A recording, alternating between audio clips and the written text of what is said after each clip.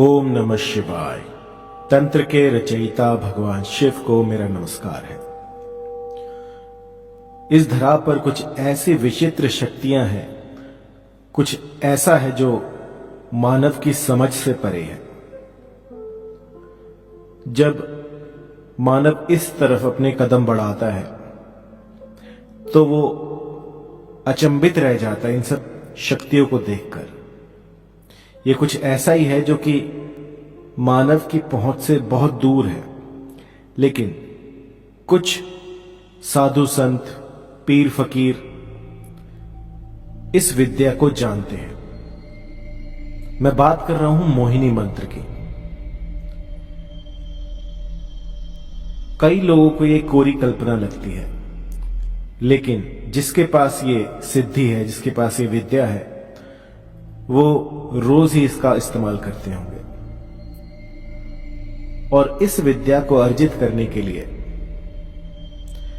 क्या क्या सामग्री लगती है, किस तरह से इसको अर्जित किया जाता है, वो सब मैं आपको यहां बता सकता हूं। सबसे पहले तो आपको विश्वास करना है कि जो मोहिनी मंत्र है वो वास्तव में होते हैं। यदि आप विश्वास करने में असमर्थ हैं तो आगे इस वीडियो को ना देखें। यह वीडियो आपके लिए नहीं है। जो साधक हैं, जो वास्तव में चाहते हैं कि वो कोई सिद्धि प्राप्त करें, तो उनके लिए मैं आज काम रूप की मोहिनी की सिद्धि देने वाला हूं। क्योंकि अभी जो काल चल रहा है वो सावन मास है और इसमें वो सब कुछ आपको मिल सकता है जो आप कल्पना भी नहीं कर सकते। आपकी सिद्धियां जो हैं आपको इस मास में मिल सकती हैं। आपको नाना प्रकार की शक्तियां, नाना प्रकार की साधनाओं में सिद्धि इस मास में मिल सकती है। इस मास में कुछ ऐसा है कि इस धरा पर भोलेनाथ जो है विचरण करते हैं, तो उनसे यदि आप ये जो उनके तंत्र मंत्र हैं, ये उनसे संपर्क साधने का एक जरिया है, एक माध्यम है। जब आप ये कुछ भी करते हैं तो वो जल्दी ही फलदायी होता है। बहुत शीघ्र अतिशीघ्र आपको इसका असर दिखता है। तो जो भी इच्छुक हैं, जो भी साधक, वो चाहते हैं कि जो हमारा प्राचीन भारत था, जिसमें कि दूर दूर से न जाने कितने देशों से लोग ये सीखने आते थे यहां पर, लेकिन कुछ काल ऐसा आया, कुछ समय ऐसा आया कि वो सारा जो ज्ञान था वो नष्ट हो गया है और जानबूझकर इसको नष्ट किया गया है। क्योंकि हमारा जो इतिहास है वो इतना प्रबल था, इतना गौरवशाली था कि आप एक बार, चाहे वो आप मेडिकल फील्ड ले लीजिए, तंत्र ले लीजिए, हर चीज में भारत जो है सबसे आगे था। और यहां पर तंत्र सीखने के लिए न जाने कहां कहां से लोग आते थे। तो एक वैसा ही बेहतरीन मंत्र जो कि कभी खाली नहीं जाता, एक बार लगा दिया समझिए रामबाण इलाज है, किसी के हटाए नहीं हटेगा। और उम्र भर के लिए जो भी, जिस पर भी आप ये लगाओगे वो बस आपकी ही बोली बोलेगा, जैसा आप कहोगे बिल्कुल वैसा ही करेगा। कई बार आपने सुना होगा कि किसी ने कुछ खिला दिया, पिला दिया, तो अब वो उसी की बातें मानता है, कुछ वैसा सही करता है जैसा वो कहता है। तो वो चीज अगर आप चाहते हैं तो इस मंत्र से वो पॉसिबल है और बहुत ही आसान है। अब जैसा कि आपको विदित है कि अभी सावन मास चला हुआ है, तो आपको क्या करना है, मां कामाख्या की साधना करनी है, छोटी सी। इससे ये होगा कि आपको भौतिक सुख, जो भी इस धरा पर भौतिक सुख है, उनकी प्राप्ति हो जाएगी। इस मंत्र से आप मां कामाख्या के आशीर्वाद से किसी को भी अपने वशीभूत कर सकते हैं। सिर्फ एक आदमी आपसे वशीभूत नहीं होगा, पूरी दुनिया में जो भी आपके संपर्क में आएगा वो बस आप ही की माला जपेगा। यह मंत्र इतना चमत्कारी है कि आप में कुछ ऐसी आकर्षण की शक्तियां दे देगा जो कि आपके संपर्क में आते ही सबको आपकी तरफ मोहित कर देंगे। जो भी आपको एक बार देख लेगा वो बस टकटकी लगाए आपको देखता रहेगा। ये काम रूप का मंत्र है और इस मंत्र को कभी भी किसी का अनिष्ट करने के लिए प्रयोग में ना लाए। क्योंकि इस मंत्र के साथ बहुत सारी सावधानियां जुड़ी हुई हैं। तो जैसा कि आपको विदित है कि जब भी कोई साधना शुरू करते हैं तो आपको स्वच्छ होना चाहिए। सुबह सुबह आप जो है नहा धोकर स्वस्थ जो वस्त्र है वो आपके स्वच्छ होने चाहिए, धुले हुए होने चाहिए। ये नहीं है कि आप 3-4 दिन से एक ही कपड़ा पहने हुए हो। आपको जो है शुद्ध रहना है, बिल्कुल सात्विक। किसी भी तरह का मांस, मदिरा, शराब, गुटखा ये सब आपको छोड़ देने हैं। और इसके बाद आपको इस साधना को करना है। तो आपको मैं मंत्र बता देता हूं।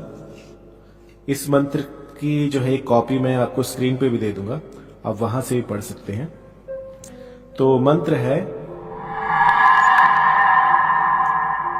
ओम नमो कामरूप वासिनी सर्वलोक वश्य करी स्वाहा। मंत्र एक बार फिर से, ओम नमो कामरूप वासिनी सर्वलोक वश्य करी स्वाहा। तो जब किसी मंत्र के पीछे स्वाहा लग जाता है तो उसमें हमें अग्नि को कुछ अर्पित करना पड़ता है। स्वाहा जो है उनको कुछ देना पड़ता है ताकि आपकी आवाज, आपके जो विचार है वो आगे तक वो ट्रांसमिट कर से आगे पहुंचा सके। लेकिन यदि आप सिर्फ इस मंत्र का भी जाप करते हो तो भी आप अपने जो विचार है, जो आपकी फ्रीक्वेंसी है वो इस ब्रह्मांड में गूंजती रहेगी। और जब भी भोलेनाथ या जो भी आपके इष्ट देव हैं वो इसके संपर्क में आएंगे तो आपकी जो बातें हैं, जो भी आपके भीतर है, वो सब भोलेनाथ के पास चला जाएगा और वो समझ जाएंगे कि आपको क्या चाहिए। और उसी दिन आपका जो मंत्र है वो सिद्ध हो जाएगा और आपको फलस्वरूप जो भी आपने कामना की थी वो सब उसी दिन आपको मिल जाएगा। तो आपको क्या करना है कि एक हवादार कोई ऐसा कमरा ढूंढिए जहां पर कि आसपास कोई ना हो। जब आप ये साधना करें तो बस एकांत में आप हो और कोई भी आपको देख ना पाए। शुद्ध हवादार कमरा होना चाहिए। आसपास कोई पौधा भी आप रख सकते हैं। आपका जो आसन होगा वो लाल होगा, आपके वस्त्र लाल होंगे, आपका जो टीका होगा वो लाल होगा। मतलब कि जितना कुछ हो सके वो लाल ही लाल आप यूज कीजिएगा। ये लाल को बहुत शुभ माना गया है। यदि आपके पास मां कामाख्या का ओरिजिनल सिंदूर हो तो आप उसका टीका लगाएं, क्योंकि टीका लगाने से आपके पास दूसरी दुनिया में बातें करने का, पहुंचने का एक पासपोर्ट मिल जाता है, एक जरिया हो जाता है कि आप वहां जा सकते हैं। टीका लगाने से भिन्न भिन्न तरह की शक्तियां आपसे दूर रहती हैं, आपका बाल विवाह का नहीं कर पाती। टीका लगाइए, एक दीप जलाइए, दीप पर अपना हाथ रखिए और संकल्प करिए कि जब तक ये आप पूरा ना कर लें तब तक आप इस साधना को करते रहेंगे। तो मंत्र आपको बता ही दिया है मैंने, ओम नमो कामरूप वासिनी सर्वलोक वश्य करी स्वाहा। इससे क्या होगा कि ये इस भूमंडल में जितने भी लोग हैं वो सब आपके अधीन हो जाएंगे। ये ऐसा भी नहीं होगा कि आप जा रहे हो तो बस आप सब आपसे अधीन ही हो जाएंगे। लेकिन मेरा कहने का मतलब ये है कि आपकी बात कोई टालेगा नहीं। यदि कोई जैसे आपको किसी अपनी गर्लफ्रेंड को अट्रैक्ट करना हो, किसी बॉयफ्रेंड को अट्रैक्ट करना हो, आपके पति आपसे दूर रहते हो, तो भी आप इस मंत्र का प्रयोग कर सकते हैं। यदि कोई ऐसा एक स्पेसिफिक पर्सन है कि उसको अट्रैक्ट करना है तो आपको क्या करना है कि जब इसका चैंटिंग पूरी हो जाए, जब आप इसका गुम्फन पूरा कर लें, उसके बाद आपको अपना जो भी आपके दिलो दिमाग में है उसको बोलना है कि मुझे इस कार्य की सिद्धि चाहिए और मां कामाख्या इसको पूरा करे। जो भी आपके जैसे भी आप प्रे करते हैं वैसे आप कह सकते हैं। लेकिन जब तक ये मंत्र पूरा ना हो 108 या 1000 बार, 2000 बार, जितना आप कर सकें, जितना ज्यादा गुम्फन होगा उतना ही ये सटीक लगेगा। यदि आप इस मंत्र का रोज 108 की संख्या में जाप करते हैं तो आपके साथ आकर्षण की शक्ति चलेगी जो कि सामने आने वाले किसी को भी वशीभूत कर देगी। तो इसका जो समय रहेगा वो है, आप कभी भी कर सकते हैं सावन में, और यदि आप सावन के बाद भी करना चाहते हैं तो सुबह का समय रहेगा। लेकिन अभी सावन में आप जितना करें उतना अच्छा है, चाहे सुबह करें, शाम को करें, रात को करें, कभी भी कर सकते हैं। और इसके बाद जब सावन खत्म हो जाए तो आप सिर्फ सुबह में ये कर सकते हैं, ब्रह्म मुहूर्त में।